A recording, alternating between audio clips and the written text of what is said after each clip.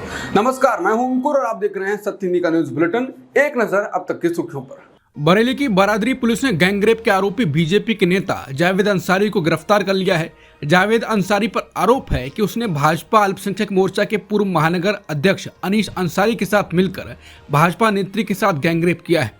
जावेद सहित 5 लोगों पर बीजेपी नेत्री ने गैंगरेप की एफआईआर कराई थी। आरोप है कि इन्होंने पीड़िता को बीजेपी ज्वाइन कराई, बड़े बड़े सपने दिखाए और फिर असमत लूट ली। बीजेपी के एक नेता ने शादी तक का झांसा दिया। दिल्ली विधानसभा चुनाव की तैयारियां शुरू हो गई हैं। इस बीच अब आम आदमी पार्टी ने बॉलीवुड अभिनेता पंकज त्रिपाठी का एक वीडियो शेयर किया है, जिसमें पंकज त्रिपाठी कह रहे हैं कि अगर कोई कहे कि बीजेपी को वोट दो तो कहो मैं मूर्ख नहीं हूं। कहा जा रहा है कि पंकज त्रिपाठी ने बीजेपी के पक्ष में वोट नहीं डालने की अपील की है। हालांकि ये दावा गलत है, क्योंकि असलियत में पंकज त्रिपाठी यूपीआई का प्रचार कर रहे थे। इसमें पंकज त्रिपाठी असल में यूपीआई फ्रॉड से जुड़े खतरे से लोगों को सचेत कर रहे हैं। वायरल वीडियो में पंकज त्रिपाठी के हाथ में फोन है जिसमें लिखा है वोट फॉर बीजेपी, लेकिन असल वीडियो में वहां लिखा है बधाई हो, आप 25 लाख रुपए की लॉटरी जीत गए हैं। इस पुरस्कार राशि को पाने के लिए नीचे लिंक पर क्लिक करें। पंकज वीडियो में फ्रॉड लिंक पर क्लिक न करने के लिए सचेत कर रहे होते हैं। ये वीडियो बीजेपी के आधिकारिक हैंडल से भी 5 दिसंबर 2024 को पोस्ट किया गया है और आपको लेकर कहा गया है कि चोरी से चोरी जाए, हेराफेरी से ना जाए। फर्जीवाल का नया फर्जीवाड़ा देखिए। कुल मिलाकर आपने जो वीडियो साझा किया है वो फर्जी है। असल में पंकज त्रिपाठी यूपीआई का प्रचार कर रहे होते हैं। बीजेपी नेता देवेंद्र फडणवीस ने महाराष्ट्र के मुख्यमंत्री पद की शपथ ले ली है। वहीं शिवसेना प्रमुख एकनाथ शिंदे और एनसीपी प्रमुख अजित पवार उप मुख्यमंत्री होंगे। ये शपथ ग्रहण समारोह मुंबई के आजाद मैदान में आयोजित किया गया। इस शपथ ग्रहण समारोह में प्रधानमंत्री मोदी, गृह मंत्री अमित शाह और उत्तर प्रदेश के मुख्यमंत्री योगी आदित्यनाथ समेत एनडीए शासित कई राज्यों के मुख्यमंत्री और उप मुख्यमंत्री, केंद्रीय मंत्री और अन्य एनडीए नेता भी मौजूद रहे। शिवसेना यूबीटी नेता संजय राउत ने गुरुवार को कहा कि एकनाथ शिंदे के शासन का युग खत्म हो गया है और वो दावा किया कि वो फिर कभी इस राज्य के सीएम नहीं बनेंगे। पत्रकारों से बात करते हुए संजय राउत ने बीजेपी पर उनका इस्तेमाल करने और किनारे कर देने का आरोप लगाया। राउत ने कहा कि शिंदे युग खत्म हो गया है, ये सिर्फ 2 साल के लिए था, उनका उपयोग अब खत्म हो गया है और उन्हें किनारे कर दिया गया है। शिंदे फिर कभी इस राज्य के सीएम नहीं बनेंगे। बिहार में आरजेडी के नेता तेजस्वी यादव ने विधानसभा चुनाव को लेकर वादे करने शुरू कर दिए हैं। उन्होंने चुनाव में महागठबंधन की सरकार बनने पर उपभोक्ताओं को 200 यूनिट मुफ्त बिजली देने का वादा किया है। ऐसे में अब केजरीवाल की लाइन पर चलने वाली आरजेडी को क्या विधानसभा में इसका फायदा मिल पाएगा, इसकी चर्चा होने लगी है। पूर्व उप मुख्यमंत्री ने कहा कि आरजेडी अगले वर्ष होने वाले विधानसभा चुनाव से पहले जनता के साथ साझा किए जाने वाला एक रोड मैप तैयार कर रही है। उन्होंने कहा कि राज्य के लोग अत्यधिक बिजली दरों और स्मार्ट प्रीपेड मीटर के अनियमित बिजली बिल से जूझ रहे हैं। हम बिलों को सही और 200 यूनिट मुफ्त बिजली प्रदान कर लोगों को राहत पहुंचाने का इरादा रखते हैं। संसद के शीतकालीन सत्र का गुरुवार को 8वां दिन है। विपक्षी सांसद काली जैकेट पहनकर संसद पहुंचे और गली गली में शोर है, मोदी अडानी चोर है के नारे लगाए। संसद की पिछली 7 कार्यवाहियों में संबल हिंसा, मणिपुर हिंसा, किसानों की मांग का मुद्दा और अडानी मामला सबसे ज्यादा चर्चा में रहा। विपक्षी सांसदों के साथ राहुल और प्रियंका गांधी भी शामिल हुए। विपक्षी सांसदों ने नारेबाजी करते हुए ये भी कहा, स्कूल देखो अडानी, सड़कें देखो अडानी, ऊपर देखो अडानी, नीचे देखो अडानी के नारे लगाए। राहुल गांधी ने प्रदर्शन के दौरान कहा, आप कभी इन्वेस्टिगेशन कराओगे क्या? आप करा सकते हो अपना ही इन्वेस्टिगेशन। मोदी जी अडानी जी की जांच नहीं करा सकते, क्योंकि मोदी अडानी की जांच कराएंगे तो अपनी ही जांच कराएंगे। मोदी और अडानी 2 नहीं 1 हैं। कांग्रेस पार्टी लगातार संसद में अडानी के मुद्दे को लेकर केंद्र को घेरने की कोशिश में लगी हुई है। इस बीच बीजेपी के प्रवक्ता समित पात्रा ने राहुल गांधी पर निशाना साधा। उन्होंने कहा कि आप सब देख रहे हैं कि संसद में क्या हो रहा है। देश की अर्थव्यवस्था को खराब करने की कोशिश की जा रही है। भारत के शेयर मार्केट को टारगेट किया जा रहा है। उन्होंने कहा कि भारत के उद्योगपति को टारगेट किया जा रहा है। कुछ ताकतें भारत को तोड़ने की कोशिश में लगी हुई हैं। उन्होंने कहा कि राहुल गांधी संसद के सदस्य हैं।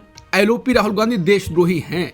जॉर्ज सोरोस ओपन सोसाइटी को फंडिंग करते हैं। ये देश के खिलाफ प्रोपेगेंडा फैलाते हैं। ये मुद्दा गंभीर है। देश की एकता और संप्रभुता का मुद्दा है। कुछ ताकतें भारत को तोड़ना चाहती हैं। फ्रेंच न्यूज़पेपर मीडिया ने इसका कुछ खुलासा किया है। राहुल गांधी भी जॉर्ज सोरोस से मिले हुए हैं। बीजेपी वाले अक्सर राहुल गांधी को देखते हुए जय श्री राम के नारे लगाते रहे हैं। राहुल गांधी उसका जवाब जय सिया राम से देते रहे और नारे में सीता ना रखने के लिए बीजेपी वालों को सुनाते रहे। अब प्रियंका गांधी भी संसद पहुंच चुकी हैं। ऐसा ही प्रियंका गांधी के साथ एक बीजेपी की महिला सांसद ने किया। जब प्रियंका गांधी पार्लियामेंट में प्रवेश कर रही थी तब बीजेपी की एक महिला सांसद ने जय श्री राम का नारा लगाया। प्रियंका मुड़ी और बीजेपी सांसद के साथ हाथ मिलाया, साथ ही सीख भी दी। प्रियंका गांधी ने कहा कि हम महिला हैं, आप सीता जी का नाम क्यों नहीं लेती, और जय श्री राम कहती हैं। बीजेपी सांसद चुप रही और साथ में फोटो खिंचवाया। दिल्ली के पूर्व मुख्यमंत्री अरविंद केजरीवाल ने केंद्र की सत्ताधारी बीजेपी पर बड़ा आरोप लगाया है। केजरीवाल ने बुधवार को दिल्ली विधानसभा में कहा कि वो 2 दिन में बीजेपी का भंडाफोड़ करेंगे। उन्होंने हरियाणा और महाराष्ट्र में बीजेपी की जीत पर भी सवाल उठाए। उन्होंने कहा कि बीजेपी ने कैसे हरियाणा महाराष्ट्र में जीत दर्ज की, 2 दिन बाद पर्दाफाश करूंगा। केजरीवाल ने आगे ये भी दावा किया कि अगर दिल्ली में बीजेपी जीतती है तो पहले कैबिनेट मीटिंग में ही दिल्ली की बिजली कंपनियों को अडानी को सौंप दिया जाएगा। इससे दिल्ली वालों को बिजली इस्तेमाल करना मुश्किल हो जाएगा और पूरा वेतन बिजली के बिल में चला जाएगा। उन्होंने ये भी कहा कि मुझ पर भी अडानी को बिजली का जिम्मा अडानी को देने का दबाव बनाया गया था। झारखंड में हेमंत सोरेन ने 28 नवंबर को सीएम पद की शपथ ली। अब हेमंत सोरेन ने अपनी कैबिनेट का विस्तार भी कर दिया है। पहले जेएमएम, कांग्रेस और आरजेडी में मंत्रियों की संख्या को लेकर विवाद था, लेकिन ये विवाद आज खत्म हो गया। हेमंत सोरेन की सरकार के इस कैबिनेट विस्तार में सबसे ज्यादा मंत्री, सबसे ज्यादा विधायकों वाली पार्टी जेएमएम के ही बने हैं। झारखंड सरकार की कैबिनेट विस्तार में झारखंड मुक्ति मोर्चा के 5 विधायकों ने मंत्रिमंडल में जगह बनाई है, तो दूसरी ओर आरजेडी के 1 विधायक को बतौर मंत्री शामिल किया गया है। कांग्रेस को 4 मंत्री पद दिए गए हैं। इस सप्ताह वाराणसी के उदय प्रताप डिग्री कॉलेज में तब तनाव का माहौल बन गया जब कॉलेज के अंदर स्थित एक मस्जिद में बड़ी संख्या में श्रद्धालुओं द्वारा शुक्रवार की नमाज अदा करने के बाद कई छात्रों ने विरोध प्रदर्शन किया। जब नमाज पढ़ी गई तो विरोध कर रहे छात्र कैंपस गेट पर इकट्ठा हुए और हनुमान चालीसा का पाठ किया। घटनास्थल पर तैनात पुलिस ने उन्हें मस्जिद के पास जाने से रोका और कथित तौर पर अशांति पैदा करने के आरोप में वर्तमान और पूर्व छात्रों सहित 7 लोगों को हिरासत में लिया। उन पर शांति भंग करने के आरोप में मामला दर्ज किया गया और उसी दिन जमानत पर रिहा कर दिया गया। चीन और नेपाल ने बुधवार को बीजिंग में एक महत्वपूर्ण समझौते पर हस्ताक्षर किए, जिससे चीन के लिए नेपाल में बड़ी पैठ बनाने का रास्ता साफ हो गया है। काठमांडू को बीजिंग के बेल्ट एंड रोड इनिशिएटिव या BRI का हिस्सा बनाया गया है। अब 7 साल बाद इस पहल को आगे बढ़ाने की रूपरेखा तय की गई है। इसके जरिए ये तय किया जाएगा कि दोनों देश तमाम परियोजनाओं को कैसे लागू करेंगे। भारत नेपाल का सबसे बड़ा व्यापारिक भागीदार है, जो उसके कुल व्यापार में 65% से अधिक का योगदान देता है। लेकिन अब चीन नेपाल का सबसे बड़ा व्यापारिक भागीदार बन जाएगा। यही भारत की चिंता है। नेपाली प्रधानमंत्री KP शर्मा ओली ने उस परंपरा को तोड़ दिया है जब कोई नेपाली प्रधानमंत्री चुने जाने के बाद सबसे पहले नई दिल्ली फोन करता है या यात्रा करता है। ओली ने इसके बजाय चीन जाने का विकल्प चुना। वो शी जिनपिंग के साथ मिलकर काम करने और सौदे को अंतिम रूप देने के लिए सोमवार को ही चीन पहुंच गए। उत्तर प्रदेश के मुख्यमंत्री योगी आदित्यनाथ ने अयोध्या में आयोजित रामायण मेले के उद्घाटन के दौरान लोगों को संबोधित किया। इस दौरान उन्होंने संभल हिंसा की तुलना बांग्लादेश से की। उन्होंने कहा कि 500 साल पहले बाबर ने जो अयोध्या कुंभ में किया था, जो काम संभल में किया था, आज वही काम बांग्लादेश में हो रहा है। तीनों की प्रकृति और DNA एक जैसा है। योगी ने कहा कि अगर कोई ये मानता है कि ये बांग्लादेश में हो रहा है तो यहाँ भी बांटने वाले तत्व पहले ही खड़े हैं और वो समाज के ताने बाने को छिन्न भिन्न कर रहे हैं। उन्होंने कहा कि सामाजिक एकता को तोड़कर आपको बांटकर फिर काटने का और कटवाने का पूरा इंतजाम भी कर रहे हैं। बांटने वाले बहुत से लोग ऐसे भी हैं जिन्होंने दुनिया के तमाम देशों में प्रॉपर्टी खरीद रखी है। यहाँ संकट आएगा वहां भाग जाएंगे, मरने वाले मरते रहेंगे। यूपी के सीएम योगी आदित्यनाथ ने एक बार फिर उपद्रवियों के साथ कठोरता बरतने का आदेश जारी किया है। मुख्यमंत्री योगी आदित्यनाथ ने कहा है कि उपद्रवियों के साथ पूरी सख्ती के साथ निपटा जाए। इसी के साथ मुख्यमंत्री योगी आदित्यनाथ ने कहा है कि सार्वजनिक संपत्ति को हुए नुकसान का खर्च उपद्रवियों से ही वसूला जाए। योगी ने कहा कि अराजकता फैलाने वालों को चिन्हित कर उनके पोस्टर लगाएं, जनता का सहयोग लें, सघन जांच ऑपरेशन चलाएं। एक भी उपद्रवी बचना नहीं चाहिए। इसी के साथ मुख्यमंत्री योगी आदित्यनाथ ने एक बार फिर धर्मस्थलों में तेज आवाज पर बजने वाले लाउड स्पीकरों और डीजे के खिलाफ कार्रवाई करने के निर्देश दिए। योगी आदित्यनाथ ने आदेश दिया कि उपद्रवियों की पहचान के लिए उनके पोस्टर सार्वजनिक जगहों पर लगाए जाएं। अब इस पर सपा महासचिव रामगोपाल यादव की प्रतिक्रिया आई है। उन्होंने कहा कि संभल में सबसे पहले डीएम और एसपी के पोस्टर लगाए जाएं।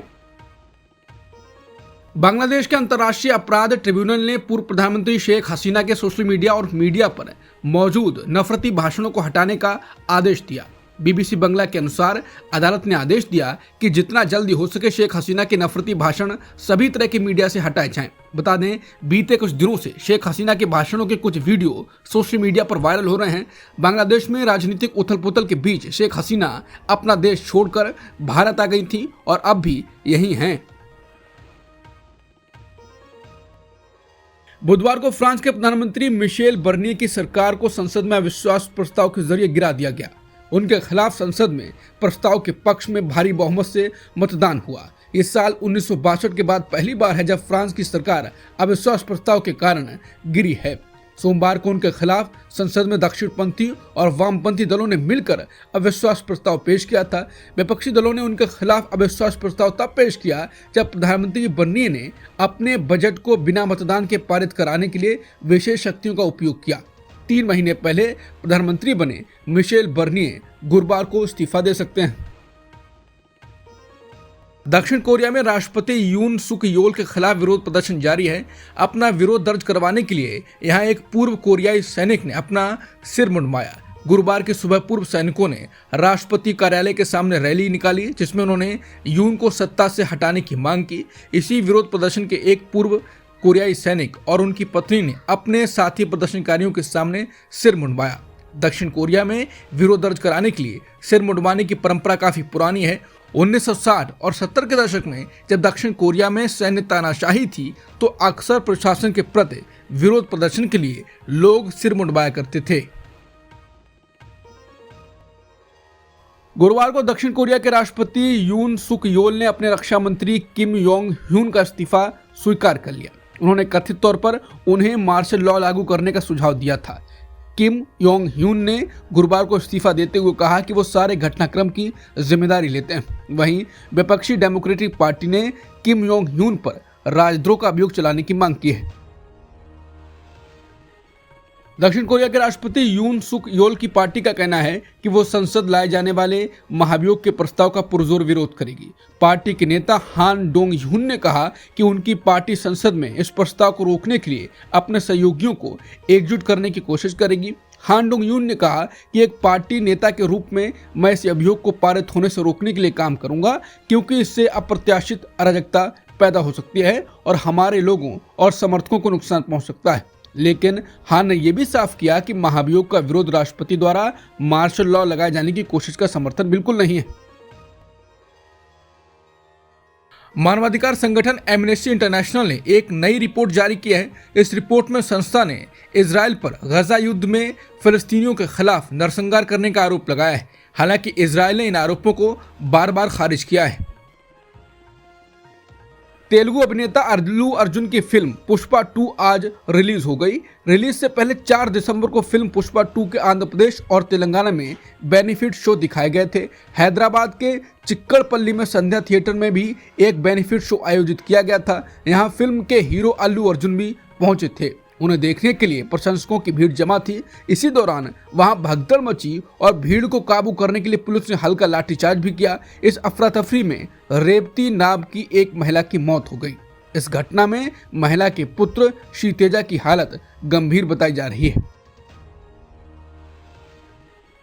अफगानिस्तान की तालिबान सरकार के महिलाओं को मेडिकल शिक्षा न देने के फैसले पर क्रिकेटर राशिद खान और मोहम्मद नबी ने नाराजगी जताई। क्रिकेटर राशिद खान ने अपने एक्स अकाउंट पर लिखा, इस्लामी तालीम में शिक्षा एक अहम स्थान रखती है जो पुरुषों और महिलाओं दोनों के लिए ज्ञान की खोज पर जोर देती है। हाल ही में अफगानिस्तान की बहनों और माताओं के लिए शैक्षणिक और मेडिकल संस्थानों के बंद होने पर मैं काफी दुखी और निराश हूँ। इस फैसले ने केवल उनके भविष्य को ही नहीं बल्कि हमारे समाज के ताने बाने को भी गहराई से प्रभावित किया है। राशिद ने अपने एक्स अकाउंट पर लिखा, देश में महिला डॉक्टरों और नर्सों की कमी चिंताजनक है क्योंकि ये सीधे महिलाओं के स्वास्थ्य और उनकी गरिमा पर असर डालती है। वहीं मोहम्मद नबी ने तालिबान का लड़कियों को मेडिकल की पढ़ाई से बैन करने का फैसला हृदय विदारक बताया और कहा यह काफी अन्यायपूर्ण है। बता दें, बुधवार को अफगानिस्तान की तालिबान सरकार ने नर्सिंग का प्रशिक्षण ले रही महिलाओं की शिक्षा पर प्रतिबंध लगा दिया है। अब तक की सुर्खियों में इतना ही। बाकी खबरों के लिए बने रहिए सत्यहिंदी.com के साथ।